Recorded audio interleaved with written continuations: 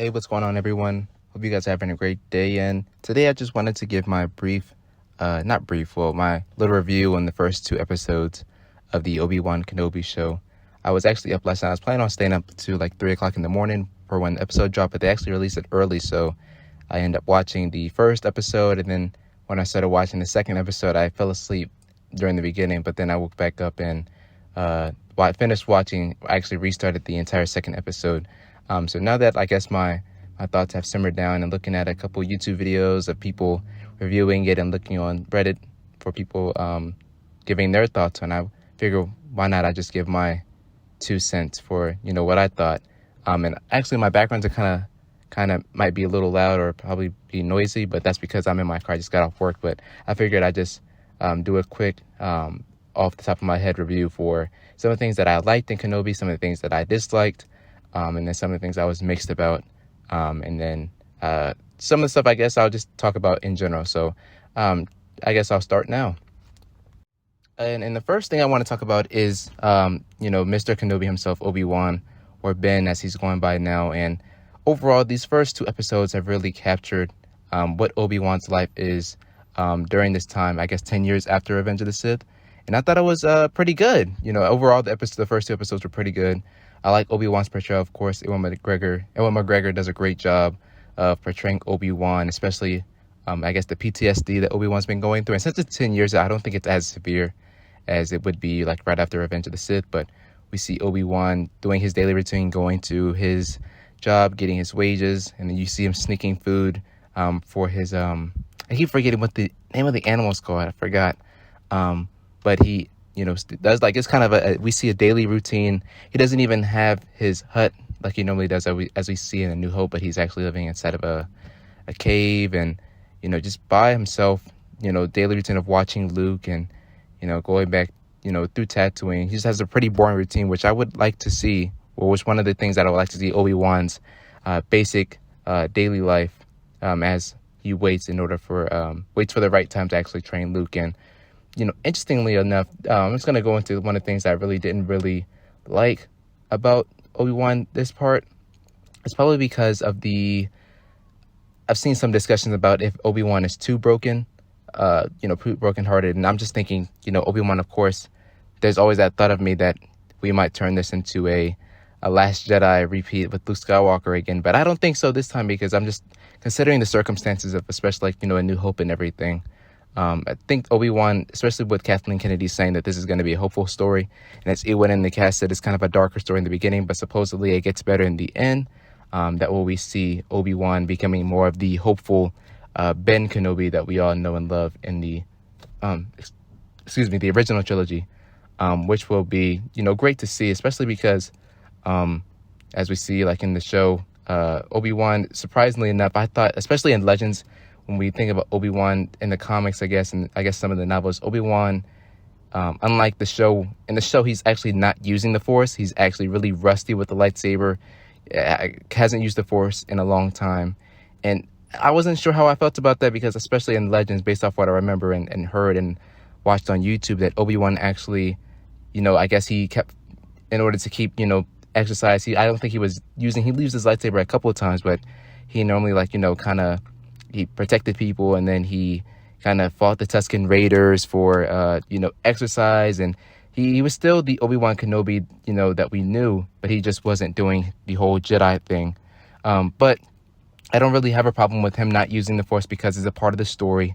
As long as, as long as they're doing certain things to make the story better or make the story make sense, then I don't really have a problem with it. At first, I wasn't sure how I felt about it when I was first watching it, but then now that I'm simmering down and sitting down and gathering my thoughts together, then I think it would be best if actually Obi-Wan, didn't. That way we could probably have a montage of him getting back into his groove of, using the Force and practicing with his lightsaber again. And speaking of another thing that I wasn't too keen on, or not too keen on, I wasn't too sure about, even before the episode aired, was supposedly how Obi-Wan doesn't know that Anakin is alive, which I think is pretty ridiculous if I'm going to be honest, because this show takes place 10 years after Revenge of the Sith, and you're telling me all this time Obi-Wan hasn't heard the name Vader or hasn't recognized Anakin is alive. And I know in Legends I was having a conversation with one of my friends on Discord, that in Legends, I believe Obi-Wan was in a cantina when I don't know if he saw a hologram or if he heard Vader, and then he kind of made a scene and goes outside. And I can't remember off the top of my head because I haven't read the information for myself, but I would think, because especially as we see in Rebels, there are people, Obi-Wan, we know that Obi-Wan's in cantinas, he's walked around, people talk, there's gossip. As we see in Rebels, there's, I guess, mandatory Imperial news that like certain bars or cantinas have to keep open. So I'm pretty sure, like, unless Obi-Wan was kind of, just in the desert by himself for 10 years, I find it very hard to believe that Obi-Wan had not heard the name Vader. But again, if that's what's best for the story, if that's what they're going along with, which I guess they are, then I don't think I have a huge problem with it. It was kind of a concern to me that I didn't really like a couple of nitpicks in here that I didn't like. But I think that's all for Obi-Wan. I'm just glad to see what he does. He still acts like the Obi-Wan that we know and love, but I can see him turning. We don't see him now. We see him turning into. I guess we will see him turn into the Ben Kenobi of the original trilogy. And I like how I'm gonna segue. I guess make my way to Leia. And just before I get right into Leia, I see a lot of people like complaining about the plot hole. I guess what the message that Leia sends to Obi-Wan, about, Obi-Wan Kenobi, you're my only hope. And then when they see each other, maybe I haven't seen New Hope in a hot minute, but when they finally meet, they don't recognize each other. Like, hey, I remember you 10 years ago. Remember when you saved me? But they fixed that because when Leia asks his name, he says Ben. So he's kind of like Ben the Jedi to Leia. And then when Bail tells her stories about Obi-Wan, in her mind, I guess it's two different things. So that's something that I didn't have a problem with that. I guess people didn't understand that, and how he didn't give her his real name, Obi-Wan, how he's just going by Ben now. So, of course, she's not going to know that Ben and Obi-Wan are the same people, especially because I think she's 10 years old at the time. But going into Leia, I thought this version of Leia, this younger Leia, was a perfect version of Leia that I would like to see. I thought she was amazing. I thought the actress did a fantastic job of being the snippy, snappy, sarcastic little Leia. Especially, I've seen people say she was a little too much, but then I'm thinking, it's a little girl, so what are you going to expect? She speaks her mind all the time. She pulls pranks on her mother and everything, and then she wants to do her own thing, and I actually think that this is a great portrayal of younger Leia.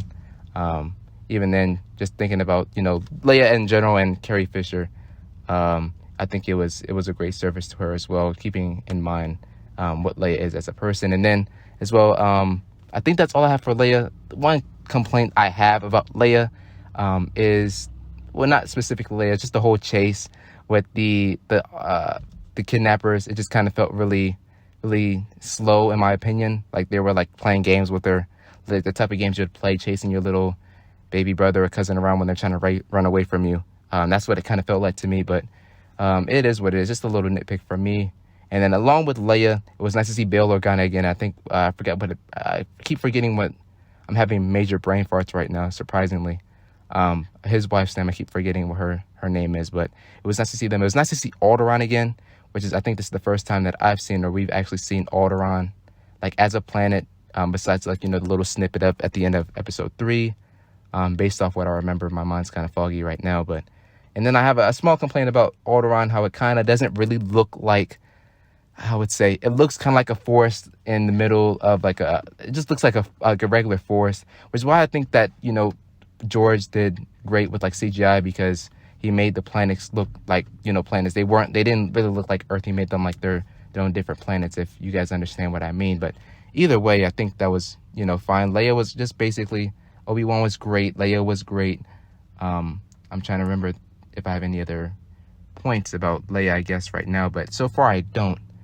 So I guess I'll just move on to the Grand Inquisitor this time. So the Grand Inquisitor, I'm going to be honest, I was kind of, before the show aired, I was kind of disappointed with the whole look of the Grand Inquisitor, because we know that his species has, like, I guess, a slimmer build and a slimmer head, or not as huge as it is in the show.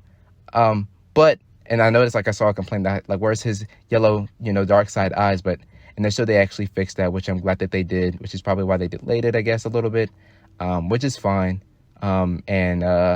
Overall, like, even though the actor didn't watch the source or the first, like in Rebels, he didn't watch the Grand Inquisitor's portrayal in Rebels, I still think that he did a great job, portraying the Great Inquisitor. It kind of felt familiar at the same time, and then sometimes a little different, but it was alright because it's not going to always be perfect when you try to do live action, and we'll take live action portrayals from animation. Sometimes it doesn't work. Sometimes it does work. Sometimes it might be imperfect, of course.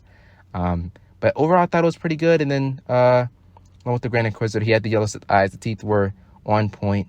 I can't think of anything else with the Grand Inquisitor. Oh, and the ending of episode 2, I saw a lot of people saying that they're retconning Rebels. They're not going to retcon Rebels because then they have to explain the whole, what happens to Kanan and Ezra and the Ghost Crew, and then what happens to the Grand Inquisitor when he's imprisoned. I can't remember where it is in the comics where he's communicating with Vader.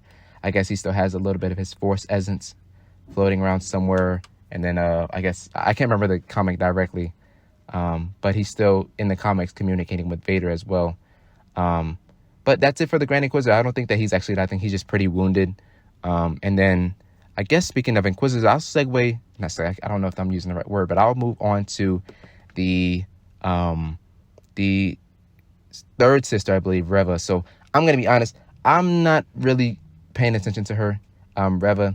It seems like, you know what? I will say that it's implied that Reva is one of the Jedi in the beginning of the scene of the first episode with Order 66 going on. And I guess I'll touch on that a little bit too. That she's one of the Jedi younglings, or maybe like little Padawans that are right there, which I 100% believe that's her. And it just seems like her portrayal is, her character right now is annoying, but I think that's the way that she's supposed to be written, because even the Inquisitors find her annoying. So of course we, the audience, are going to find her annoying as well. She seems to be very angry, full of anger, frustration, ready to kill someone. And then she's also very impulsive, as we see. She doesn't listen to her people who are on top of who are at a higher rank than she is, but she's trying to do her own thing. And I'm just trying to figure out, why does she want to find Obi-Wan? Does she just want Obi-Wan that way she can prove herself to Vader and have more power, or because Grand Inquisitor says that she's I guess the least of them? And then I'm just trying to figure out the connection between her and Vader. And then how does she know that Darth Vader is Anakin Skywalker? These are all questions that I guess that will be answered in the show. But for right now, I'm still having my questions until next week. But I think that's all for Reva. Sometimes I think that I'm not going to go into that. I have to see a couple more episodes before I keep talking about Reva. But anyway, I thought Reva was fine. Forget that was a little bit annoying, but I think that's just the writing. I got to figure out, there's still questions that need to be answered in regards to her character. And even then, I'll touch on this thing when she's talking to the people of Tatooine. The Jedi abandoned you.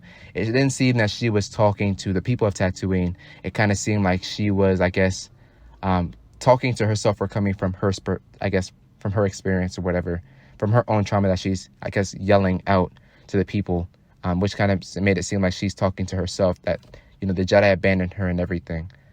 So I just want to see more. I need to see a couple more episodes before I actually give my final conclusion. I'm not going to judge the series. I'm just giving my thoughts on the first 2 episodes. And then I think that might be it.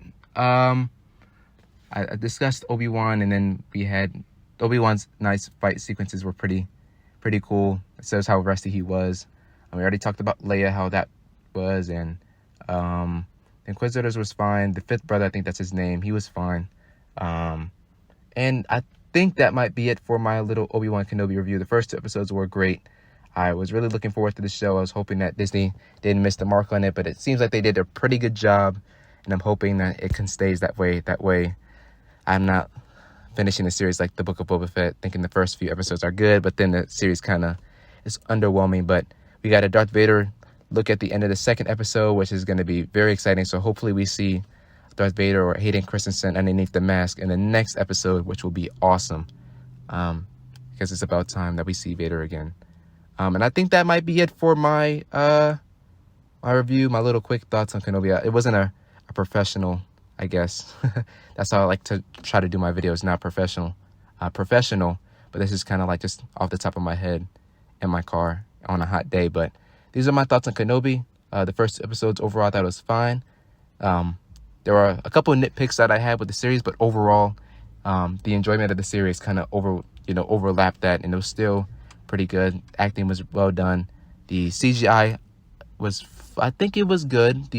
Some of the fight scenes and the lightsabers, and I think that was fine. I think since it is a budgeted show, I could tell the difference between, I guess, of course, the movie action scenes versus the TV show fighting scenes, especially with like the lightsabers and everything. But overall, I think it was fine. I actually think it was pretty good. Off to a good start. Hopefully it stays that way. And that's it for this one. I have a couple more videos coming along. Hopefully I can get those done as soon as possible, because I'm just writing the scripts for everything, and it's just taking me a while because I want to make sure that I do them greatly, perfectly. That way I'm not stuttering or messing up when I'm trying to voice it, how like I am doing today. But I have some Avatar videos that I'm writing, Star Wars verses, and then Star Wars videos, and I got a couple Cobra Kai things, and I might even do like a Stranger Things season 4 review or something when I go home today. So that's all I got for you guys. That's all I have for you guys this time. If you would like, let me know what you think about Kenobi episodes 1 and 2 in the comments, or not, I guess, if you don't have anything to say. But that's all I got for you guys this time. Hope you guys have a good day, and may the Force be with you. Goodbye.